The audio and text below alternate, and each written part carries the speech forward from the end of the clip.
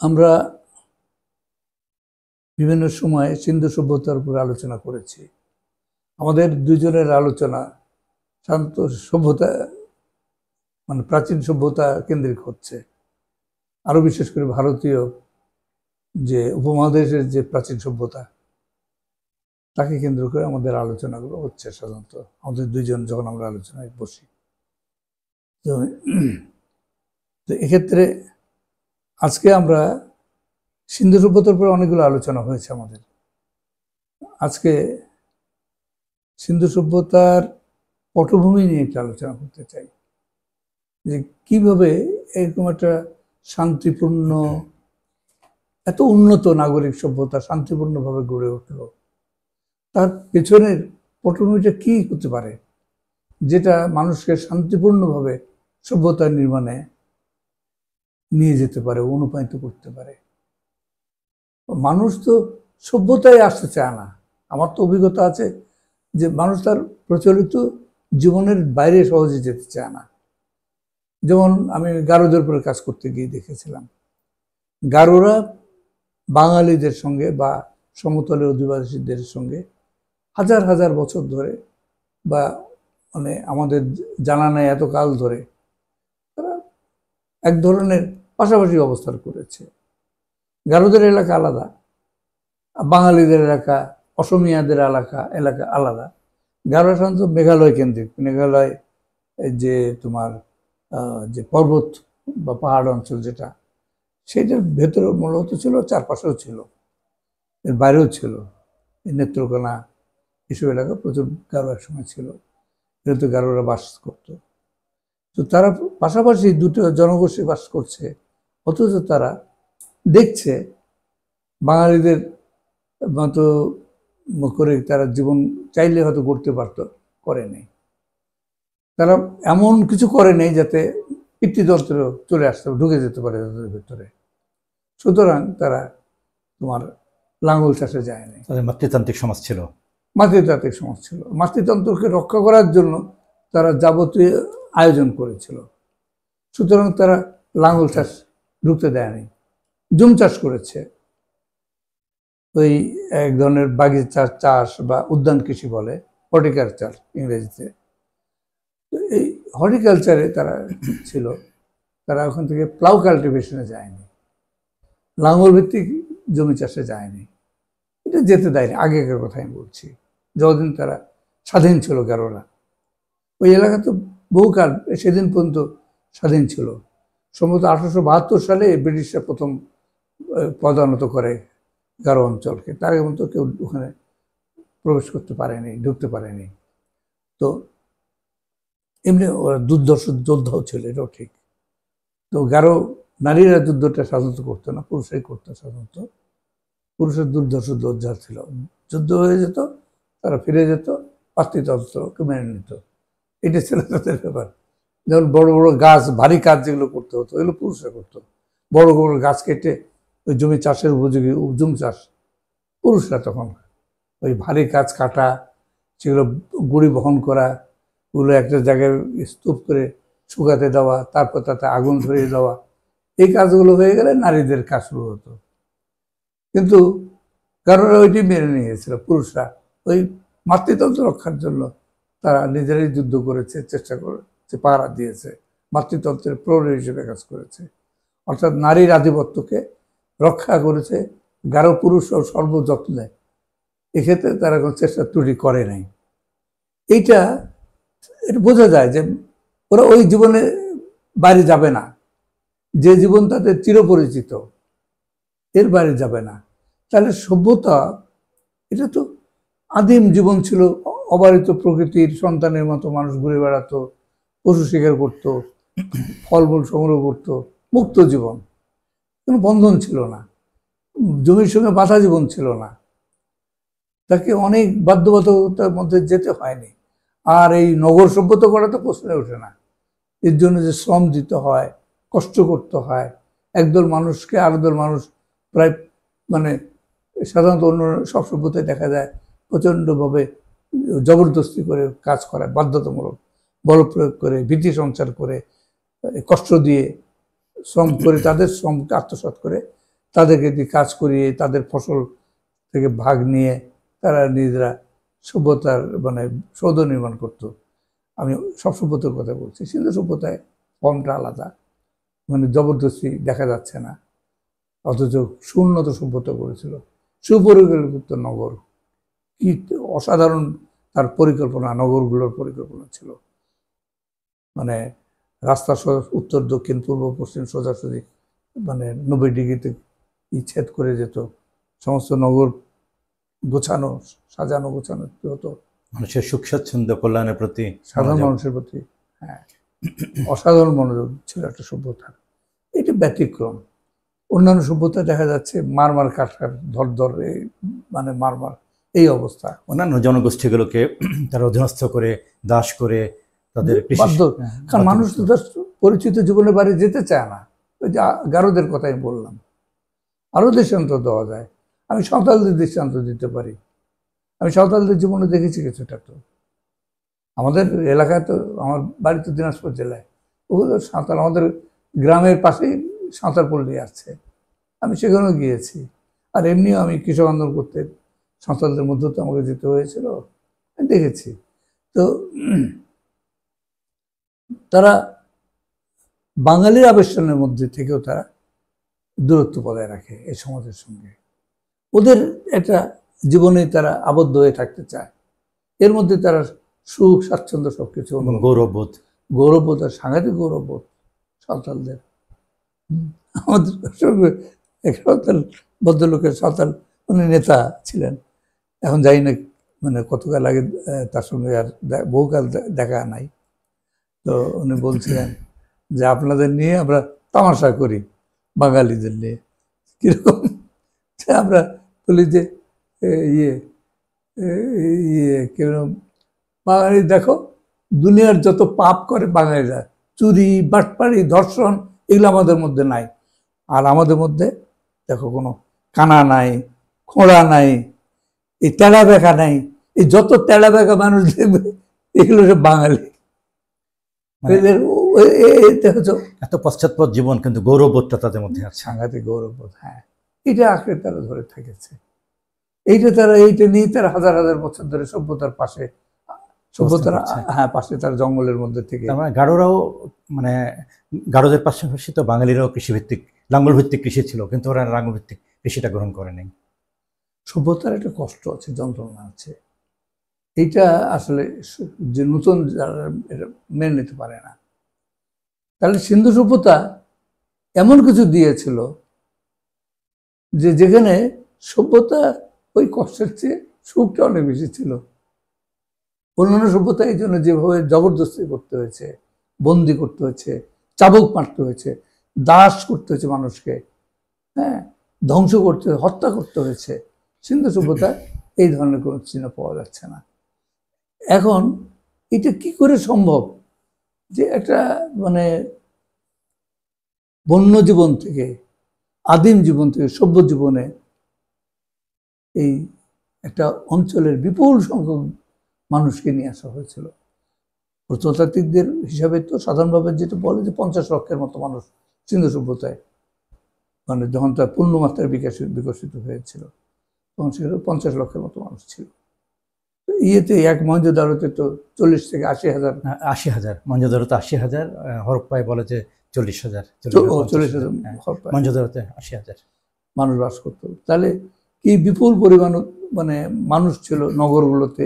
শুধু তাই না, প্রত্নতাত্ত্বিকরা বলেন যে সমস্ত সিন্ধু সভ্যতা জুড়ে মাত্র 3% মানুষ শুধুমাত্র শহরে নগরে বাস করতো, আর বাকি 97% মানুষ গ্রামে বাস করতো সিন্ধু সভ্যতায়। তাহলে কি পরিমাণ মানুষ ছিল সিন্ধু সভ্যতার অন্তর্ভুক্ত ছিল জনগোষ্ঠী? কমপক্ষে 10 লক্ষ বর্গ কিলোমিটার এলাকা আয়তন, কেউ কেউ বলে 12 লক্ষ, তো 10 লক্ষই ধরো, 10 লক্ষ বর্গ কিলোমিটার ব্যাপী বিস্তৃত একটা সভ্যতায় কি পরিমাণ মানুষ থাকতে পারে।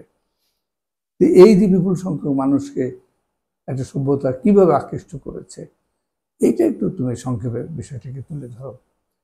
পণ্ডিতদের আলোচনা থেকেই বা আবিষ্কার থেকেই, বিশেষ প্রত্নতাত্ত্বিকদের বক্তব্য থেকে তুমি আনতে পারো।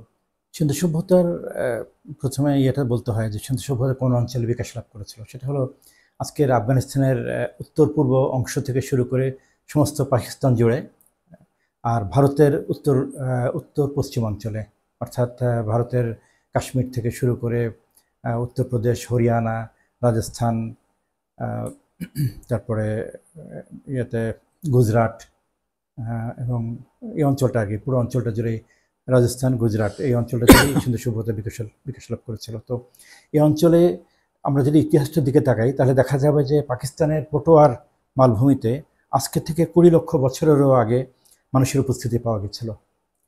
আজকে থেকে 20 লক্ষ বছরের আগে, মানে 2 মিলিয়ন ইয়ার্স অ্যাগো। প্রত্নতাত্ত্বিক জোনাথন ম্যাককেনওয়ার এই বিষয়ের উপর মানে আলোচনা করতে গিয়ে তিনি বলেন যে এই আবিষ্কারের ফলে আফ্রিকা থেকে বহির্গমন, যেটাকে আউট অফ আফ্রিকা মডেলস বলে, সেটা দিয়ে দক্ষিণ এশিয়ায় প্রস্তর নির্মিত যন্ত্রপাতি ব্যবহারকারী, অর্থাৎ মানে প্যালিওলিথিক যে লোকজন বাস করতো আর কি, প্রস্তর নির্মিত প্রস্তর যুগের, প্রাচীন প্রস্তর যুগের মানুষ, সেই ব্যবহারকারী জনগোষ্ঠীর উপস্থিতিকে ভালোভাবে ব্যাখ্যা করা যায় না। বৃহত্তর সিন্ধু উপত্যকা, বালুচিস্তান ও থর মরুভূমির বিভিন্ন অঞ্চলে পুরাতন প্রস্তর যুগের জনগোষ্ঠীকে প্রায় 5 লক্ষ বছর আগে থেকে শুরু করে 12,000 বছর, এখন থেকে 12,000 বছর আগে পর্যন্ত ধারাবাহিকভাবে বসবাস করতে দেখা গেছে।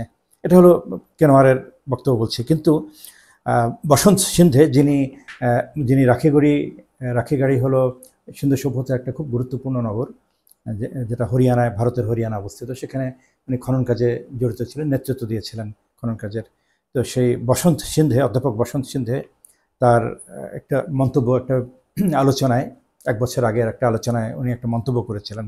সেখানে উনি যেটা বলছেন সেটা হলো যে আজকে থেকে 20 লক্ষ বছর আগে থেকে শুরু করে কন্টিনিউয়াস ডেভেলপমেন্ট, উনি যেটা বলছেন, now Indian history goes back to 2 million years. The research carried out in different parts indicates that the beginning of the lower Paleolithic is now going back to 20 lakhs or 2 million years ago. So from 20 lakhs there is a continuous development. There is a continuous development up to the Stone Age period, up to almost 10,000 BC, মানে এখন থেকে 12,000 বছর আগে পর্যন্ত। The continuous development, অর্থাৎ এখানে কোনো ছেদ ঘটে নেই। And then, of course, we find the formation of the food gathering era, that the Neolithic phase in the Indian subcontinent around 7,000 BCE. And the earliest evidence of this comes from the site of Mehergarh, which is in Pakistan now. মানে মেহেরগড়ে, অর্থাৎ এই যে বিকাশ লাভ করলো continuous ধারাবাহিকভাবে, সেটা মেহেরগড়ে প্রথম, এখন থেকে 9,000 বছর আগে তার বিকাশ আমরা ঘটতে দেখেছি।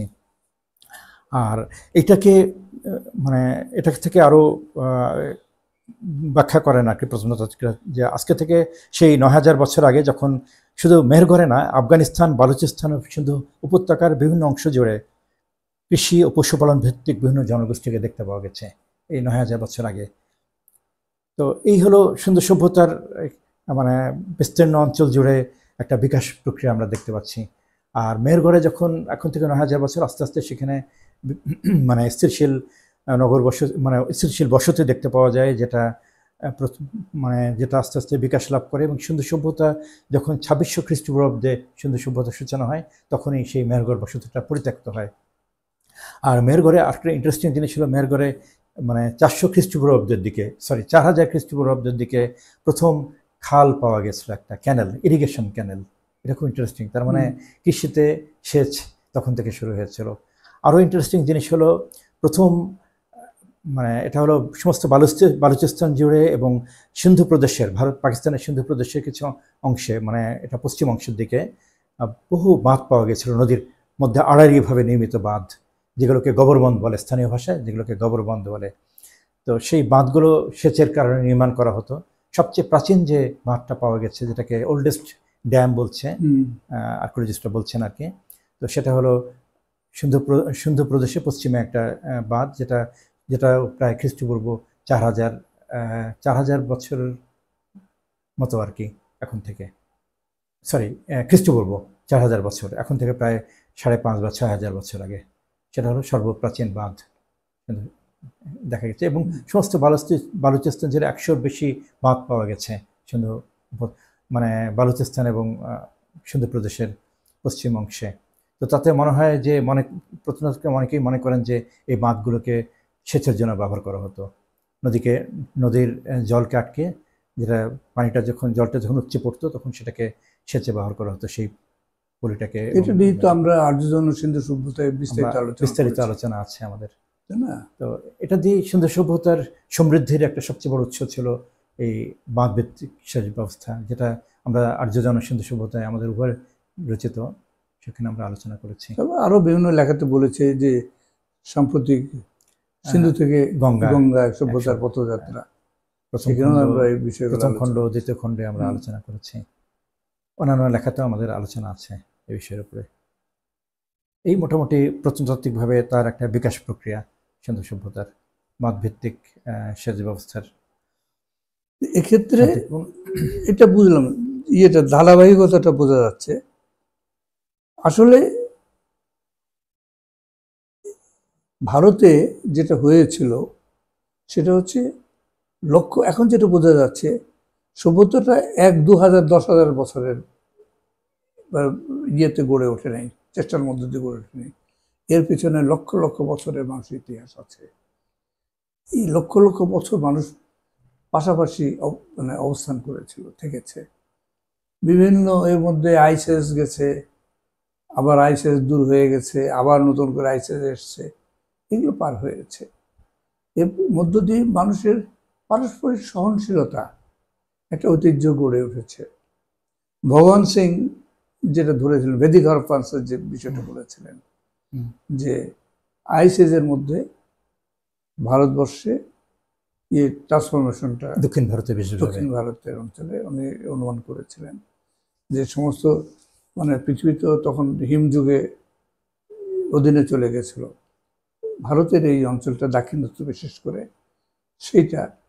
এটার বাইরে ছিল। ওখানে কৃষিকাজ করা সম্ভব ছিল, সেখানে কৃষি হয়েছে, এবং কেন মানুষ শান্তিপূর্ণ জীবনে অভ্যস্ত হয়েছিল, সবাই একত্রে বসবাস করতে বাধ্য হয়েছিল হাজার হাজার বছর ধরে পরস্পরের পাশাপাশি থেকে। তার মানে এটা একটা কম্পালশন, শান্তিপূর্ণ যে একটা সমাজ বিকাশ লাভ করেছে, সবাই ধ্বংস হয়ে যাবে কম্পালশনের ভিতর দিয়ে বা বাধ্যবাধকতার ভিতর দিয়ে। হ্যাঁ, যদি যুদ্ধ করে তাহলে সবাই ধ্বংস হয়ে যাবে। সবাই পরস্পর মেনে নিয়েছে, হাজার হাজার বছর ধরে পাশাপাশি অবস্থান করে, বা লক্ষ লক্ষ বছর ধরে পাশাপাশি অবস্থান করে সহনশীলতা হয়েছে, উদ্বুদ্ধ হয়েছে, ঐতিহ্য করে উঠেছে। ওটার মধ্যে ছিল সভ্যতার বীজ, আধুনিক সভ্যতা, পরবর্তী সভ্যতা, কৃষি সভ্যতার বীজ ছিল তার ভেতরে। মানুষ তারপরে শান্তিপূর্ণ জীবনে একটু একটু করে গেছে। একজনের আবিষ্কার আরেকজন ওটা গ্রহণ করেছে, অত বোঝার চেষ্টা করেছে। এটা ঐতিহ্য গড়ে উঠেছিল ওইভাবে সহনশীলতার, এবং এটা একদিনের না। এই ঐতিহ্য অন্য সভ্যতায় ছিল না, ভেতর থেকে ইভলভ করা যেটাকে বলে। এই কন্ডিশনগুলো ছিল না, আসলে কন্ডিশন লাগে তো। হ্যাঁ, ভারতে বা উপমহাদেশে যে কন্ডিশন ছিল, এই কন্ডিশনস অন্য সমাজগুলোতে ছিল না বলেই এইভাবে মানুষ সভ্যতা করার, শান্তিপূর্ণ ধারায় সভ্যতা বিকাশ করতে পারে নাই। হ্যাঁ, ওরা উন্নত কোনো জায়গা থেকে ধারণা পেয়েছে, সেটাকে জবরদস্তি করে চাপিয়ে দিয়েছে, অল্প দিনের মধ্যে হয়েছে। ওখানে এই যে দীর্ঘদিনের যে এক্সপেরিমেন্টের মধ্যে দিয়ে আসা একটা সমাজকে, এটা আসতে হয়নি অন্যান্য সমাজে, যেটা উপমহাদেশ, ভারতীয় উপমহাদেশ বা দক্ষিণ এশিয়া এটা হয়েছে। হ্যাঁ, দক্ষিণ এশিয়াকে সেই পরীক্ষা নিরীক্ষার যে সূতিকাগার বলা যেতে পারে, পরীক্ষা নিরীক্ষার মধ্যে দিয়ে আসতে হয়েছে, সভ্যতার দিকে, সভ্যতার পথে যাত্রা করতে হয়েছে। এইটা একটি ইউনিক সিচুয়েশন, এরকম সিচুয়েশন অন্য কোথাও ছিল না। এই জন্য অন্য কোথাও এইভাবে সভ্যতার বিকাশটা হয়নি। এখানকার ভৌগোলিক পরিস্থিতিও এর জন্য অনেকখানি দায়ী বটে, কারণ একটা আড়াল ছিল, হিমালয়ের আড়াল। ওদিকে আফগানিস্তান তো হিমালয়েরই একটা অংশ, এদিক থেকে ওই ভারত থেকে ভারতের বাইরে থেকে, পশ্চিম দিক থেকে, উত্তর দিক থেকে আগ্রাসন বা এগুলো সম্ভাবনা কম ছিল। তখন আগের আদিম সমাজের আক্রমণ হতে পারে, এগুলো কম ছিল, একটা মধ্যে, প্রোটেকশনের মধ্যে ছিল। এদিকে পূর্ব দিকে হচ্ছে গাঙ্গেয় অববাহিকা, বনাঞ্চল। তো এইখানে সিন্ধু সভ্যতার ওই অঞ্চলটাতে শান্তিপূর্ণভাবে কৃষি সমাজ গড়ে ওঠার পটভূমিটা তৈরি হয়েছিল, যার মধ্যে দিয়ে একটু একটু করে মানুষ, ধরো প্রথমে জুম চাষে গেছে, ওই কৃষি যেটা তোমার বাগিচা চাষ, বা উদ্যান কৃষিতে গেছে, তারপরে পরবর্তীকালে লাঙ্গল কৃষিতে গেছে, লাঙ্গল চাষে গেছে। এটা আরেকটা জীবন, লাঙ্গল চাষ। লাঙ্গল চাষ মানুষের বিশাল ঘটনা, কৃষি বিপ্লব ওটা। এর মধ্য দিয়ে তোমার গ্রাম সমাজ গড়ে উঠেছে, স্থিতিশীল গ্রাম সমাজ। গ্রামগুলো আরো বর্ধিষ্ণু হয়ে নগর হয়েছে, রাষ্ট্র হয়েছে আস্তে আস্তে। অনেকগুলো নগর, অনেকগুলো অঞ্চলকে একত্র করার জন্য রাষ্ট্রের প্রয়োজন হয়েছে। সিন্ধু সভ্যতা এটা অনেকখানি শান্তিপূর্ণভাবে হয়েছে, যেটা অন্য কোনো সভ্যতায় হয়নি। এটা অন্য সভ্যতাতে এটা হয়নি।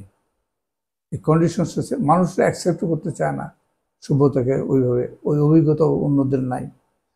ওই উত্তরাধিকার ভারতবর্ষে ছিল হাজার হাজার লক্ষ লক্ষ বছর ধরে শান্তিপূর্ণভাবে সহাবস্থান অভ্যস্ত হয়ে আমরা তো গেছে। দেখতে পাচ্ছি যে আজকে থেকে 20 লক্ষ বছর আগে একটা কন্টিনিউটি, 20 লক্ষ বছর হ্যাঁ আগে থেকে হ্যাঁ হ্যাঁ, এই মানুষ এখানে ওই পরিবর্তনশীলতাকে অনেক কিছু অনেকটা 12,000 বছর পর্যন্ত। ওই ফলে মানুষ সহিষ্ণু হয়েছে, অনেক ভিন্নতাকে মেনে নিতে শিখেছে। এইটা তাকে অনুপ্রাণিত করছে।